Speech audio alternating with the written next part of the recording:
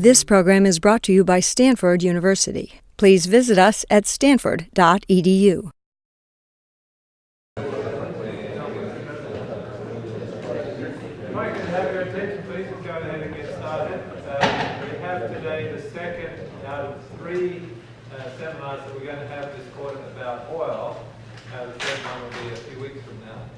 But before I do that, let me make an announcement of next week's seminar. That will be something of an unusual one, in which we will be hearing from several speakers at the same time in the form of a panel. So there will be panel members made up of the IPCC representative, Intergovernmental Panel on Climate Change.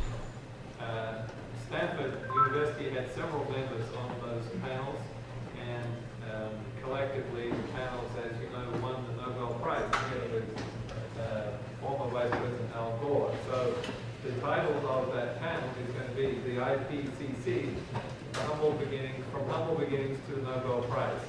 Where should it go from here? So the speakers will be Tom Haller, Michael Aspadea, Terry Root, Steve Schneider, and John Wyatt. So,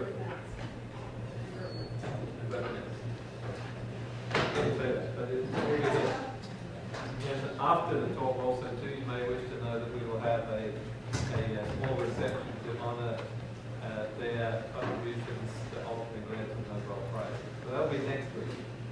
But this week we're very pleased to have Dr. Bill Huntington. He is the Executive Director of the Energy Modeling Forum, which is a group which is part of the Department of Management Science and Engineering, and he is going to talk about the oil security model.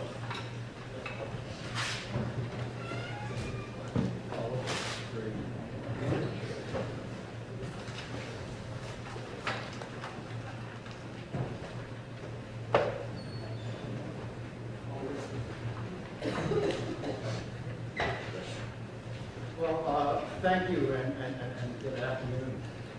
Let me say a few words about the energy modeling forum. One way to describe it is that we are like a consumer information for modeling. So you've got a policymaker who wants to make a decision. He thinks that perhaps modeling may help him. But the first question is, will it help him for his particular topic? And then the second question is, well, which model should he be using? And third, what kind of limitations might be placed on all this? And so what we try to do is communicate that information to the policymakers. And the way we do that is we form working groups where we bring people who are doing some modeling and groups that are using some policymakers. And we try to get a communication going back and forth between the groups to understand those issues. And we've been doing a lot of work on climate change issues. You may have heard Professor Wyant at one point talk about some of these issues. And for example, one of the issues to look at is how effective would it be to get more of the countries involved, not only more, suppose we could get all the countries involved in a climate change community versus just having the countries, the developed countries. It turns out that's a pretty big effect. You can almost cut the cost of any agreement in half. Another question people often ask is, well, what kind of value is there to, if we wanted to go beyond just cutting down on carbon dioxide emissions and get other greenhouse gas emissions involved? Again, it's far more effective to do that. Again, the estimates are roughly about you could cut costs in half. So we try to do these results, do these studies, and try to pull out some key findings of these results. And then at the same time, we also try to show the limitations. So that's kind of a little background on the energy model. It's a little longer than I had originally expected, but I was convinced that I should be doing something like that. Fortunately, I'm not going to talk much about models today. And I'm actually going to talk about a particular problem that I think is pretty important. And I just want to go through that problem. When I go to Washington, unlike many other people, you try to convince the people on Capitol Hill or on Pennsylvania Avenue that you really have several different types of problems. And one of the things I try to mention is that we have at least two big problems. One is what I call the coal problem, which is the fact that the combustion coal as well as other fossil fuels emits the greenhouse gas, and that traps the infrared radiation because it has a longer wavelength. And it goes to many of the types of issues that I'm sure other speakers have talked about in this kind of series. The other issue is that we move our people and our goods all around the planet using petroleum. And that source of that petroleum comes into countries that often have some very severe and challenging political issues. And then as a result of that, there can be a sudden removal of oil, pushing up prices, and then perhaps even causing a recession. That's the issue that I want to talk about today, is this oil security issue. And so the first thing is, how am I going to define it? I'm not going to define it in terms of just, oh, we're dependent on oil imports, because I don't think that's the problem. I think the problem is that we're dependent on a source of energy which can be removed quickly, and it can cause some very immediate and serious problems. So that's how I'm defining the oil security issue. You may have heard, in fact, if you were in the session last week, I'm sure you had David Victor give a very good presentation on the dynamics of the oil market and some of the big challenges going forward. And he probably mentioned the issue of national oil companies, which are replacing the private oil companies in many different parts of the world. That's related to the problem I'm talking about, but it's not the only issue in oil security. And in fact, you have oil security issues in a country like Nigeria, where most of the oil is being produced by private companies, but there's still this political unrest. So that's not the problem. The second problem that you may have people talk about is this oil peaking issue. I think next week or 2 weeks, no, not next week, but maybe a couple of weeks from now, you're going to hear on the oil peaking issue. February 13th. That's not what I'm talking about either. Oil peaking is not the issue. The people who talk about oil peaking are saying there's something about the geological resource base there, under the ground, that's a problem, that we're going to run out and that all calamity is going to break loose. I'm talking about problems that happen above the ground. I'm talking about political problems that could really cause very severe problems if they happen in a certain way. So I'm not talking about the oil peaking issue, and I put up this slide here because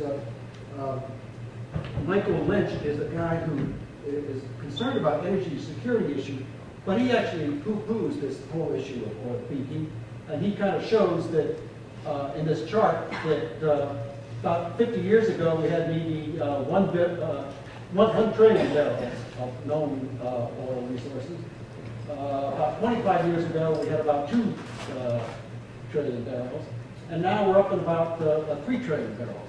Of course, each year we're pulling out more and more oil, but we're also finding more oil as we go and try to drill more of that oil. As we're drilling more, we learn more about the resource base. Now, I'm not trying to say, I don't want to get into an argument about whether oil peaking is happening or not. All I'm trying to say is it doesn't really matter what your view is on oil peaking. We still have this oil security problem, and that's what I'm emphasizing today. So, I want to focus on 3 questions. One is, why should the government intervene in this issue? I mean, after all, we're in an age of globalization. Globalization means we find the place where you're going to produce things most advantageously. You find it where you're going to use it. You're going to let trade link the whole system together. It's a wonderful story. Why do you want to get the government involved? So I think we have to take this issue seriously. We have to look at it and try to see what are the reasons why we might want to be, why we might want to be involved. The second issue is, what are the risks of a foreign oil disruption? It would be nice if we could treat it like fire insurance or life insurance or accident insurance. These things happen so frequently, we just go back to the historical data and develop what the risks are.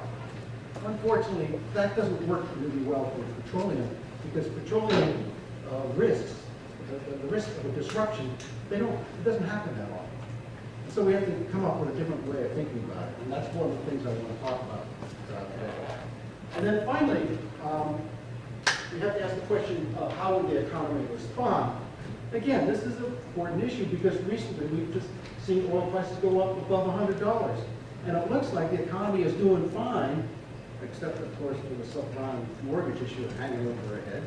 But it's not due to oil, which is causing the problem.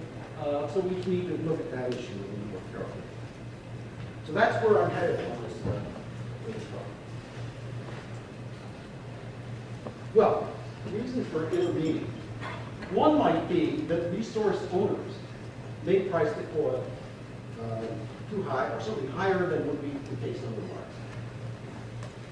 Governments often are involved in oil. If they don't own the companies, they certainly own the resources. And together, they tend to be large entities, and they tend to conserve oil more than is the case with competition. That tends to push up the price of oil. In addition, we get different governments may decide they can actually collude together and keep up the price even more. And you get organizations like OPEC. That's another reason why. At the same time, consuming countries can look at the situation and say, well, you know, if we actually organized our citizens together, we could actually reduce prices. And we could put on a gasoline tax, we could do carbon efficiency, we could do CAFE efficiency standards on our automobiles. We could do a number of things which would put downward pressure on the price. I'm going to talk about that as being the market power reason for intervention. The second issue is that replacing disruptive supplies can be very, very costly. And this is a tricky issue because some people will say, well, you know, these guys have a problem. They're worried about losing supply and prices going up. They've got other mechanisms. They've got ways of insuring themselves against these kinds of problems. Southwest Airlines has, for a while, was buying financial instruments which protected themselves against the increase in price of oil. But for the most part, I think people look at the kind of information you need to make an educated judgment about this issue. You're talking about geopolitical risks. You're talking about kinds of information that's not easily available. You just can't go up on the CIA website and download that kind of information. They collect that information. It's valuable because it's partly because it is secret information, and therefore the information doesn't get out. There's also the question that some people raise that maybe if you had, maybe if we build public oil stockpiles, and I'll talk a little bit about what those are in a minute, but if you build public oil stockpiles, you're just going to push out all the private sector, and so the private sector people won't be involved with that.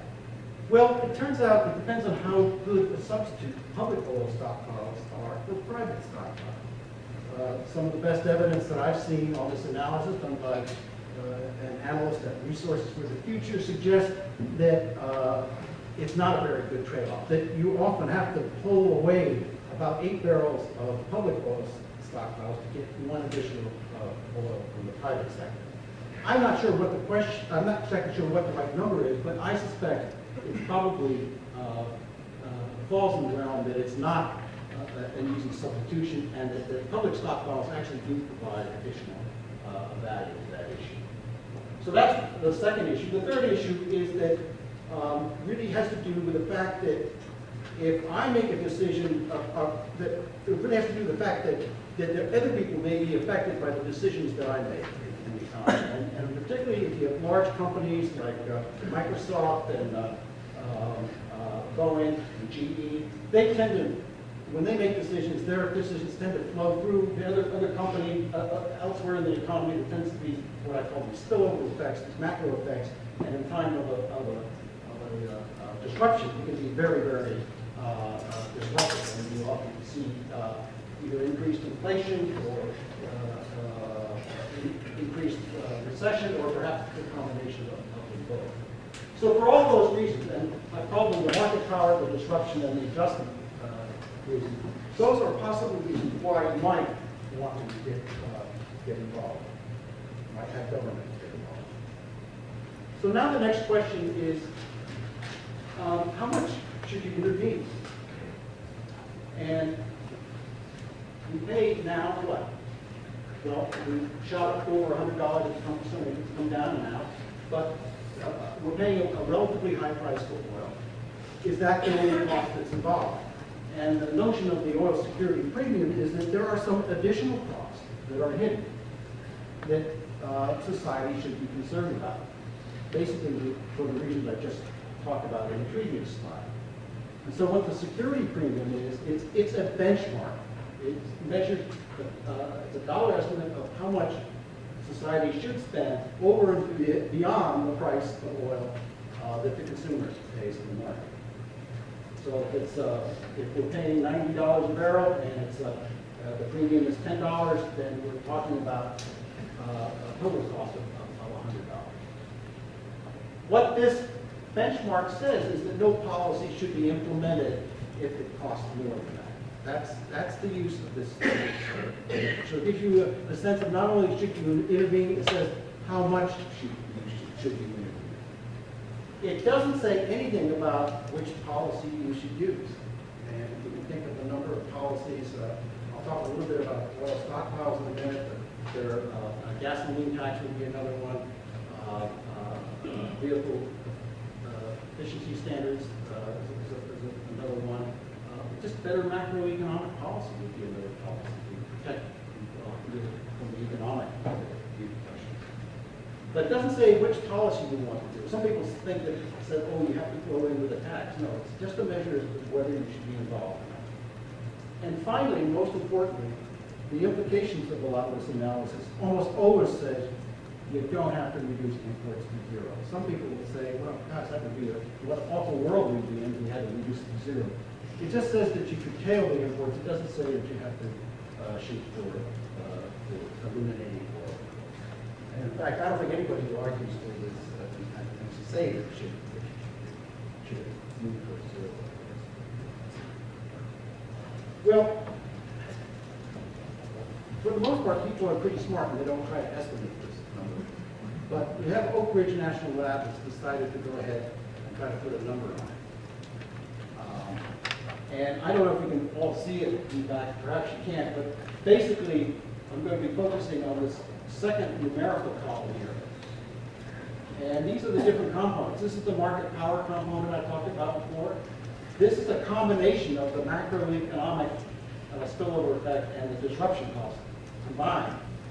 And what it says is that they estimate about $9 per barrel for the impact due to market power, and about $4.50 due to the macroeconomic and disruption costs combined, for a total of about $13.50 per barrel. What that says is that you should be not thinking about policies that cost more than that. If you put on let's say you convince people to put on a $20 per barrel import fee, and that was your solution, that would actually cost more than $13 per barrel estimated here. But also note, I put in parentheses the range, because they said this is a really uncertain thing. We don't know for sure what the number is. And the range goes anywhere from about $7 on up to about $23 is what the range of possibility. So they could probably say technically that covers anywhere from $7 maybe to $23 might be justified, but our best average guess is about $13.50.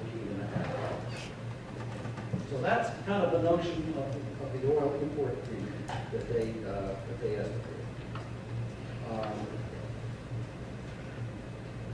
Okay, one of the reasons why people do this is they're concerned about how big should the strategic petroleum reserve be, and then also concerned about mechanisms for releasing the reserve when there's an emergency.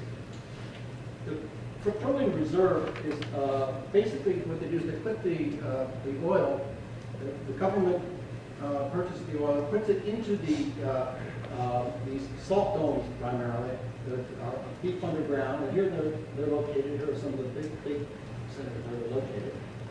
And they're actually storing as much as 700 million barrels of crude oil right now. That's the capacity, the moving towards that capacity.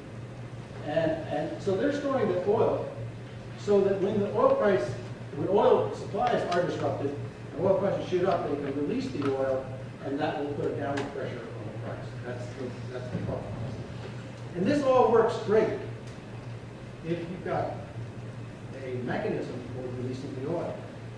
But one of the big problems they've had in all of this work has been getting that mechanism. Right now, it's up to the President of the United States to make that decision. And he gets together with his advisors and he decides whether or not to release the oil. And it often becomes pretty much a political issue. So it's a complicated issue. And so many people said we ought to be spending a lot more time thinking about, can we make it more of an automatic adjustment? Oil prices have to shoot up by so much in a certain period of time, and then we release the oil. But that's the story on the oil stockpile. It's one of the key issues that people look at. And a lot of the analysis that was done for this oil import premium was done to try to answer the question, how large should the stockpile be, and under what conditions would we release the oil?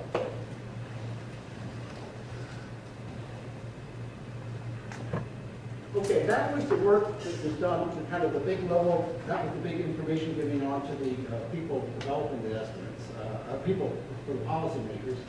A lot of the work that we've been doing at the Energy Modeling Forum has been done kind of behind the scenes, trying to put together some of the information. And in particular, when you look at the disruption part of that premium, there are two sets of work that we've done that would feed into that. One is what, well, just think of you're trying to look at the impacts of something, the impacts of the disruption. One is what's the probability of something bad going to happen, and the other is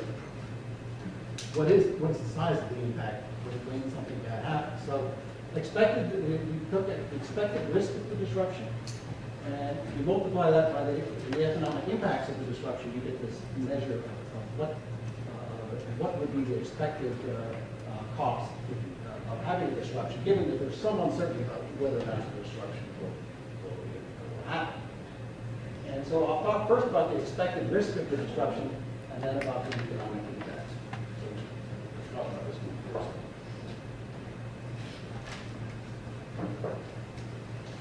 Well, as I said, it's hard to go back into history, and I mean, you can do that. People have looked at the expected of what's happened in past events. You know, what's the probability of an oil disruption happening in the past? But for the most part, people say it doesn't happen that frequently, so maybe what we ought to do is try a different approach. And that different approach is what we tried in this estimate, which is to go to experts and try to pull them together. Now, these experts are going to take part of their decision based on what they think has happened historically, but part of it on what they think is happening today and in the future.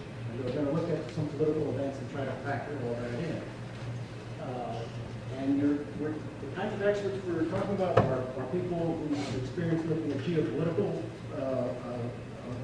developments, people who are experts on oil markets, and together we're trying to get those people to give an assessment of what they think might be the chances of a disruption.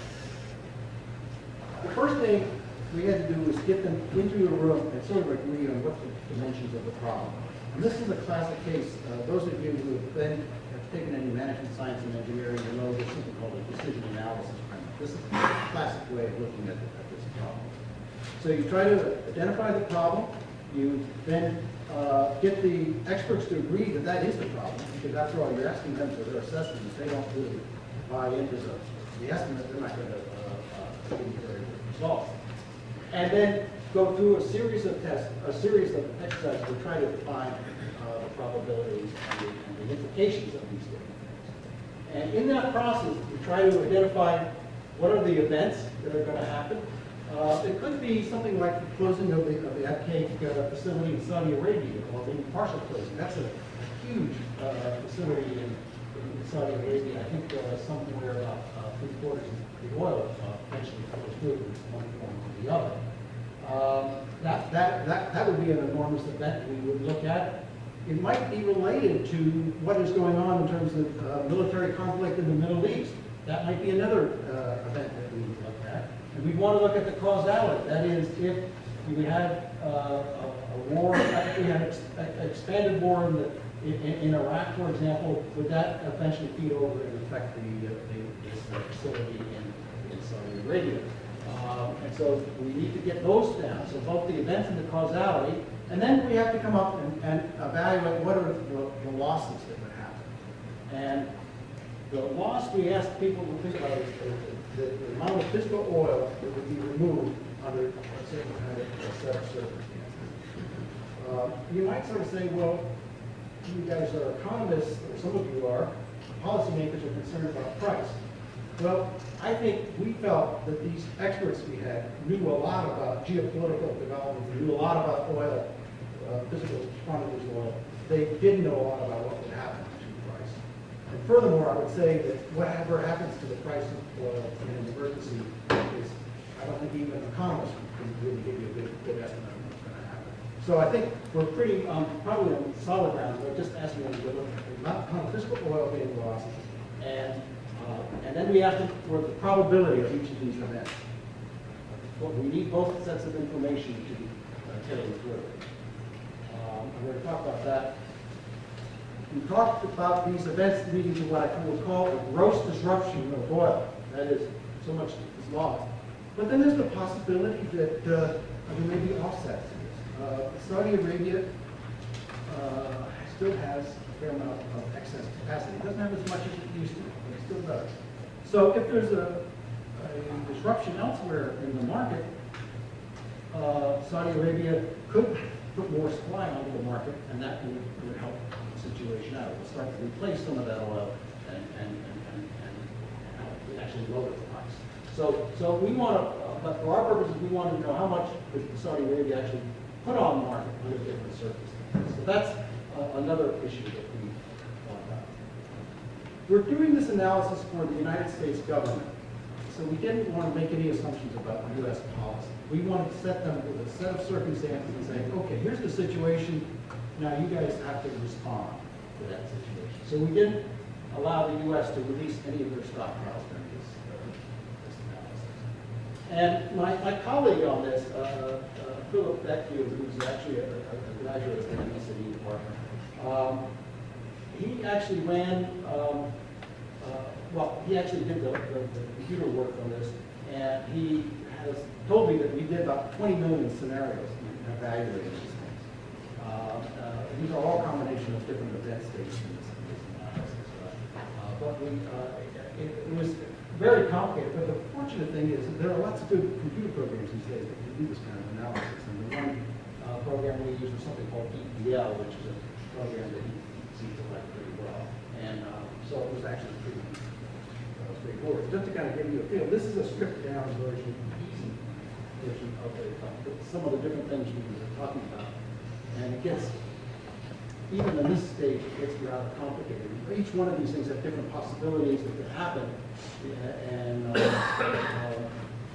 so it can easily get, what looks like it's going to be a fairly simple problem, it can easily get very, very complicated. And this, sometimes we talk about these in trees, and the trees have many, many limbs, and it's very, quite complicated. But basically, it's fairly simple if you're trying to figure out the probabilities of the events of each of these different events, allowing that one event may lead into another event. And some of the events we looked at, I'm not going to spend much time. There are some examples of an external event. Say the UN puts sanctions on Iran.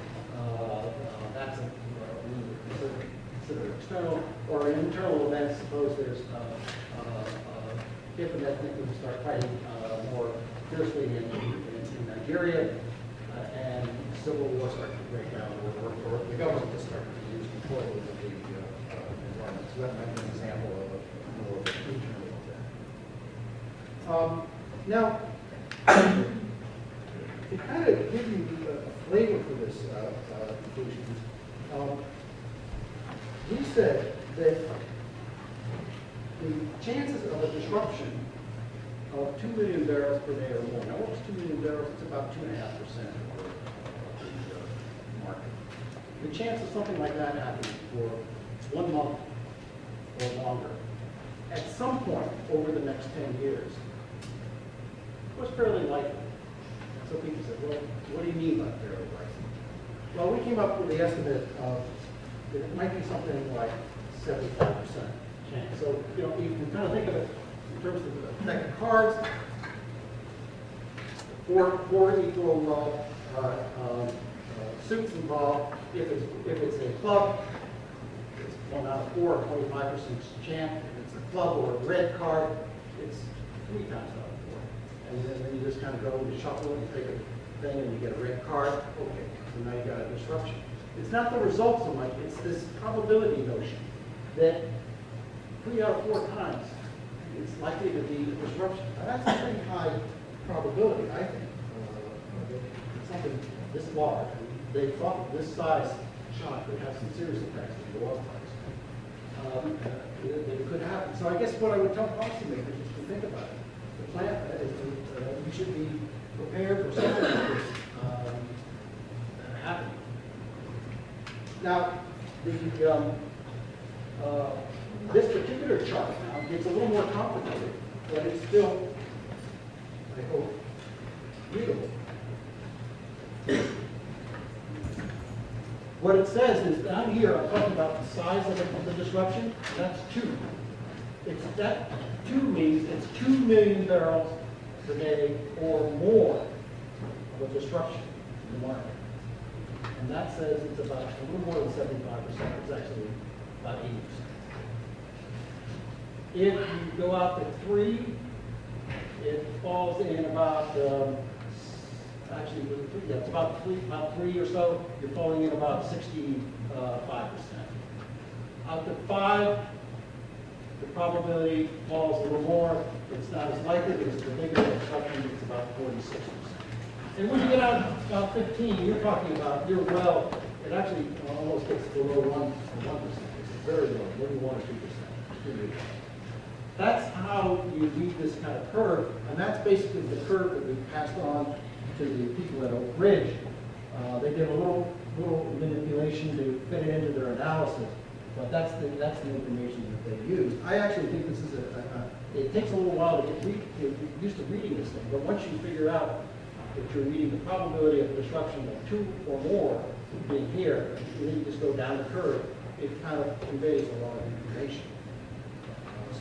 So we could just stop at that point, but I want to push on fairly quickly because I think there are some other things we did in this analysis that may be of interest. One is we did this evaluation in 4 different supply regions. We basically did Saudi Arabia, we did other Persian Gulf, which is really Iran, Iraq, Kuwait, United Arab Emirates, and Oman. Third region was Russia and the Caspian states. And the fourth was something we called west of Suez, which is our more made-up region. But basically, in addition to Algeria and Libya, it also had Nigeria and Angola and Venezuela. Those are the big actors there. It turns out that each region represents roughly the same percentage of the total oil market. And if you combine all the regions together, it represents about 60% of all the production. So what we're saying is that 60% is found in regions where you can expect some problem. And now the question is, how big a problem is it in each region? And this chart is exactly like the other one that showed for total oil, but now we're showing it for the different regions.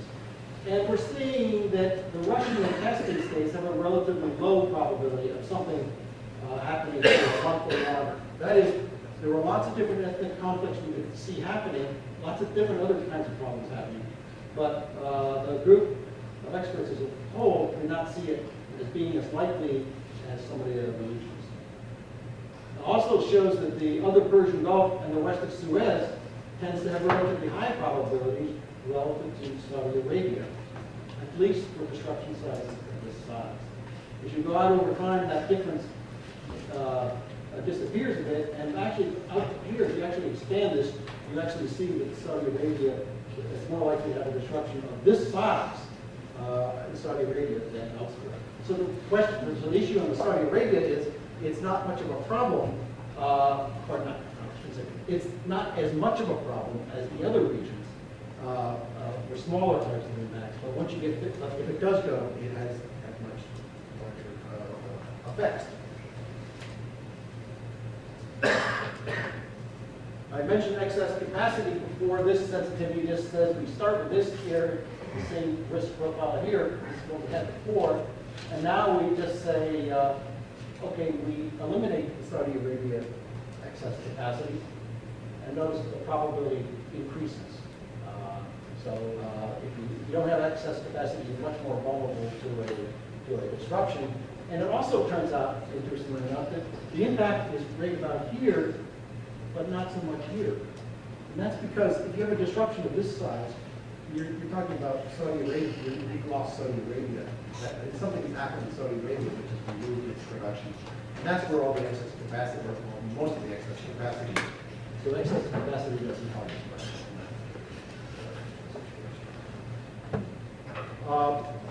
Finally, when we did this analysis, we did it 10 years ago when we didn't have this Western Suez region. But over the last 10 years, people thought that, yeah, you know, Venezuela and Nigeria are important. So we brought that into the analysis.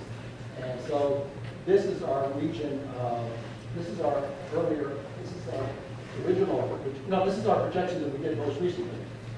And then we evaluated the same risk if we dropped the Western Suez. We just assumed that Western Suez was always going to be peaceful. There was no possibility that there could be any problems there.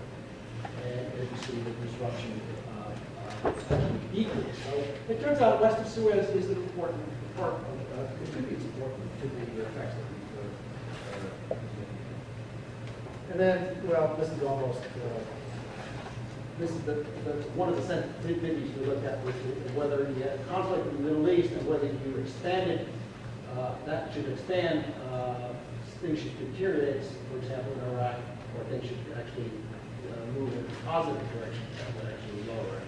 That's an example of a really important critical factor which tends to drive the results. Now, I just want to spend a minute about the economic cost of the disruption.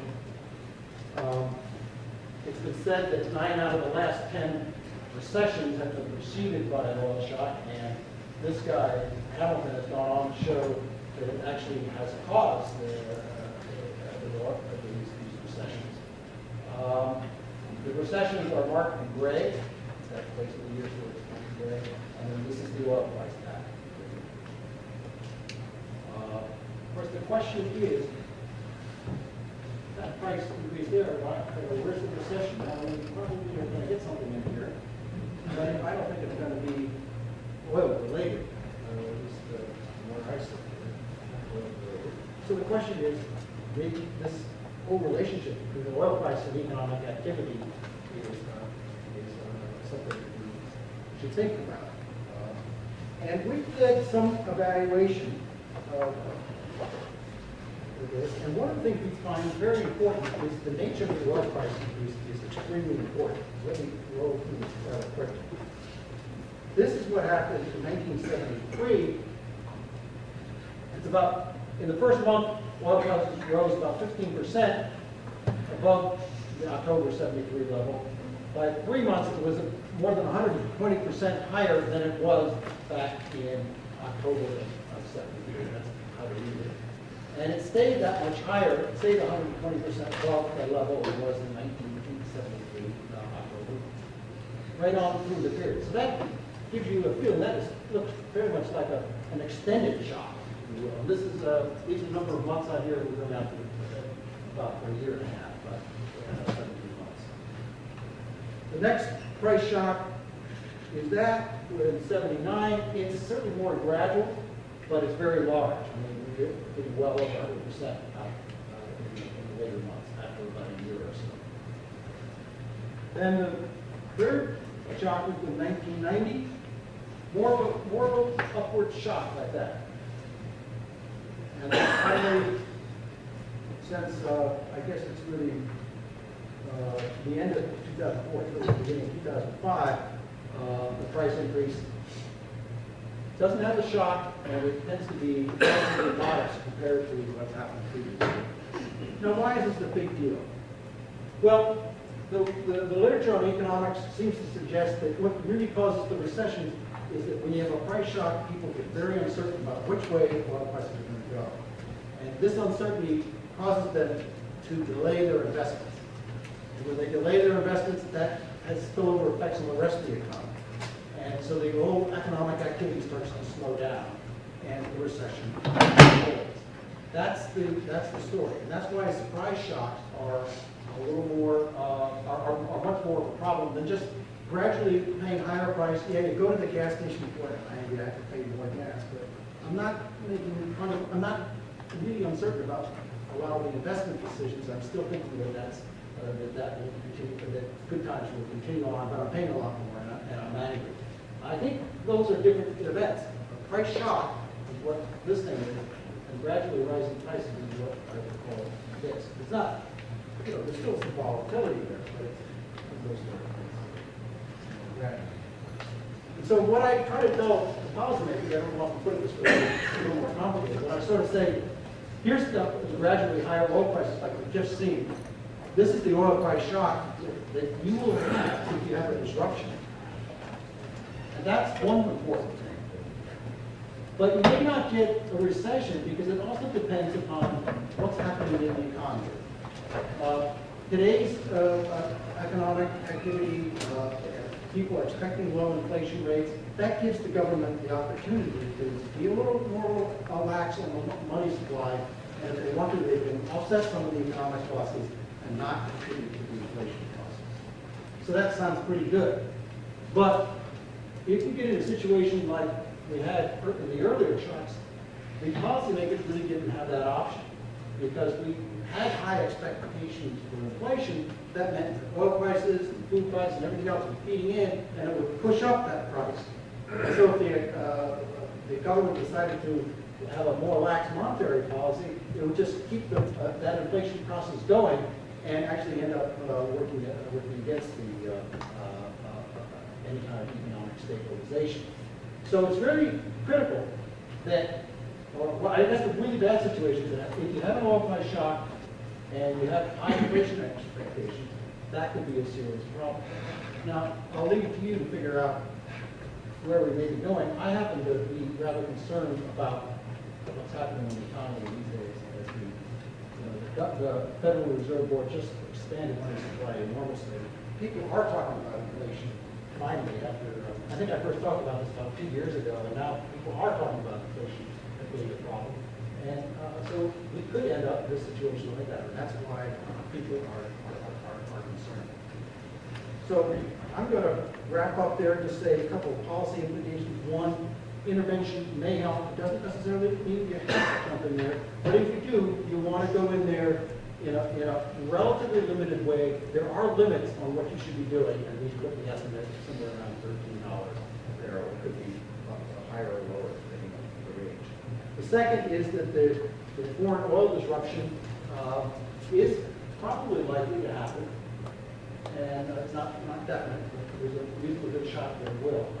And if that happens, it could lead to a recession if we have inflationary period building, which is, I think, a key concern. It's why Bernanke is so adamant trying to fight to keep inflation rate down now, because if he loses control of it, he knows the kind of problems he and the country will be in.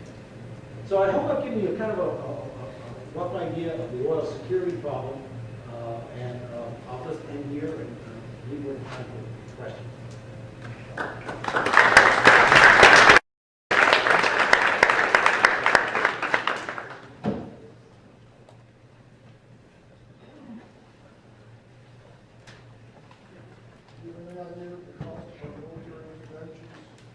Yeah.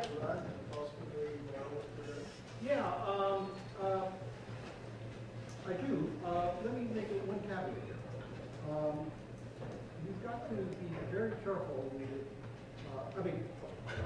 First issue is you have to decide how much of the region where we're in Iraq is oil. Some people say 100%, most people say something less. There are lots of other reasons why we might be there. And the reason I raise that is it's very difficult to differentiate. All the stuff says you have to say so much of it is due to oil, and so you have to come up with a percentage. So that's a problem. If you're producing something jointly like that, it's very different. Oil, it depends on which number you're going to choose. I tend to be relatively conservative when I go out and get numbers, and so when I look at it, I think the director of the Congressional Budget Office recently said, on an annual basis, just to support the military of Iraq, it's about $113 billion, or $113 billion per year. That's his estimate of it.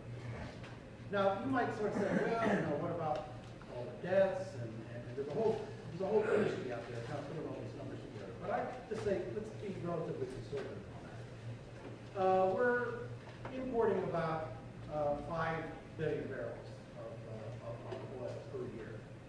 So, you know, 113 divided by 5, it comes out to about $23 per barrel. 23. Now the next question is, why didn't I put that number into the premium estimate? And I'm trending slightly on, I mean, this is a difficult concept, but let me try to tell you one reason why I did it. What we're trying to do with the measure of premium is to show how much we should spend to protect ourselves. What we're spending in Iraq is how much we are spending already. It's really a different thing. It's sort of like an accounting. If you have an accountant who's figuring out the liabilities and having an accountant figure out the assets of a particular, it doesn't want to really add the two together. And I would argue that the way to think about this issue is to say, if you really thought that everything was in Iraq with oil, you would say, perhaps the way to look at it would be to say, we are spending $23, and that's a pretty conservative estimate, could be much higher than $23 a barrel, and at most we can get maybe $13 a barrel. So it's not a very good, it's not a very good economic plan. And then, of course, you've got other types of considerations. I mean, I'd be the last person to say that we should go to war or not based on economic calculus. But I think that $23 gives you a rough idea. Any other questions? Yeah. The oil supply was relatively non-elastic. You saw an economist on the news hour back about a year and a half ago who said that it was like pipes in the drum and predicted there was 1 to 2 million barrels a day available. And I got the impression from your talk that Saudi Arabia has more flexibility in that. Do you have any idea what the excess capacity is? It's pretty small. In what we had in Saudi Arabia, I can't give you the number offhand. I think it's a couple of million barrels per day or something like that. It was just, yeah. It's about that estimate. And so, you know, when you look at I don't think that slide really had showing some of the difference between these two things. I'll go back and check it out. You may as well mention Berkeley. That's why they call it. Oh, it's just that if there is excess capacity, it's basically in Saudi Arabia. And that's why, that's what was mean when I was trying to say that. But the amount of excess capacity that was in Saudi Arabia in most recent analysis, compared to 10 years ago, is dramatically less. So that would fit in the story. And by and large, there isn't a lot of response, particularly if you have a disruption. There's not a lot of response to the supply side. A lot of it, and actually there's not a lot of response to the demand side. And that's why prices are shoot up so high. Because there really isn't a lot of response. There isn't really a lot of response on either side.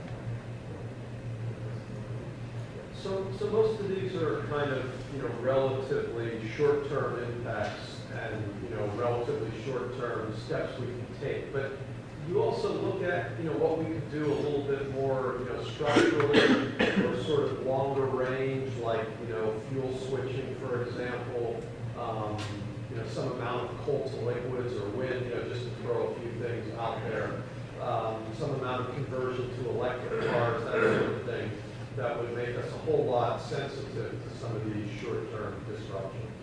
And if not, then you'd speculate. Yeah, no, I actually, when I talk about the policy implications, one of the policy implications I try to bring out is it's much easier to prepare for something like this than it is to kind of react to it, respond to it after the fact.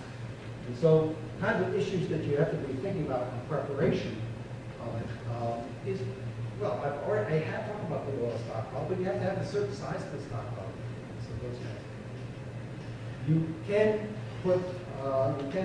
make your economy less dependent on oil to begin with. You know, even before disruption, make it less dependent on oil.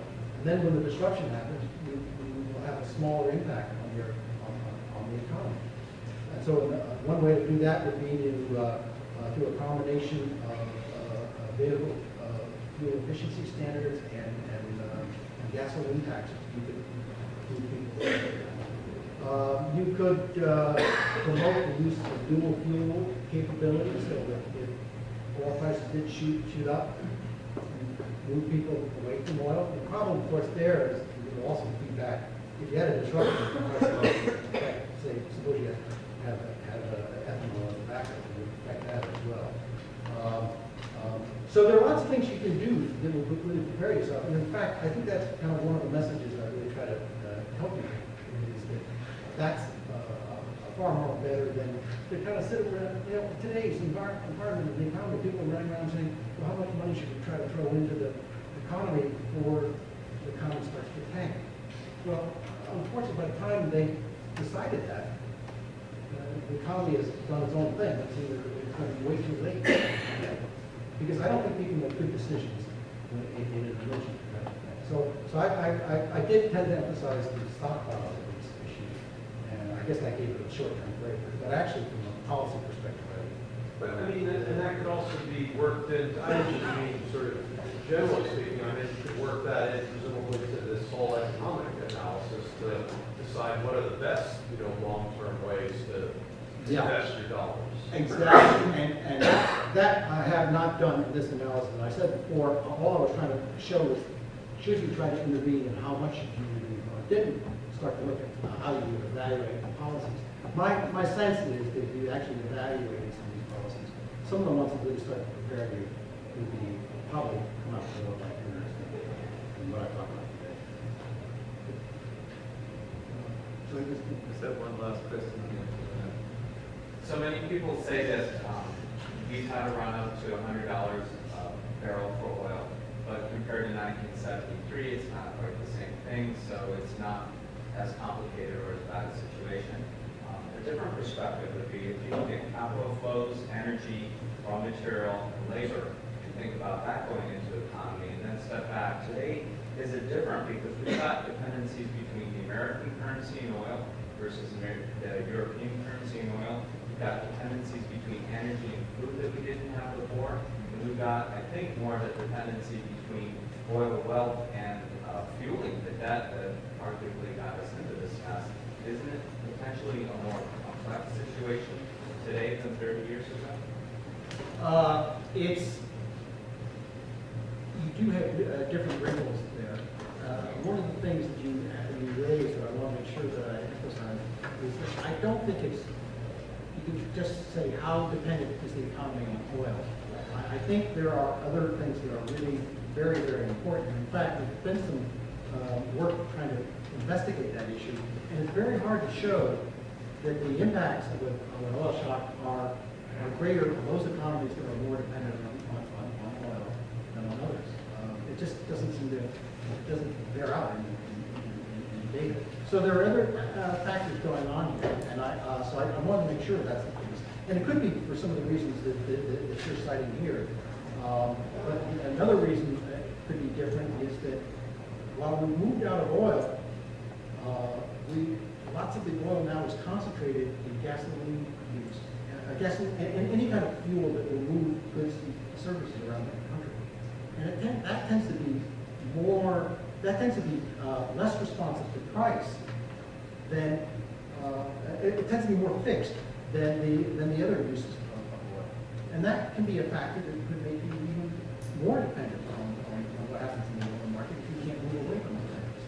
So that's another factor. So I'm glad you raised that issue because I actually do not think that it's just an issue of oil dependency. Maybe we should stop there and thanks once again.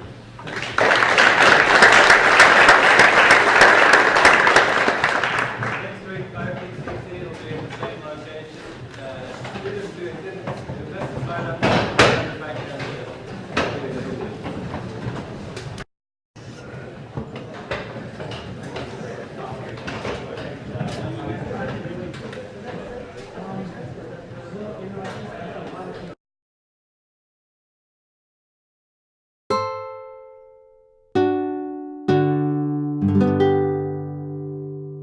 The preceding program is copyrighted by Stanford University. Please visit us at stanford.edu.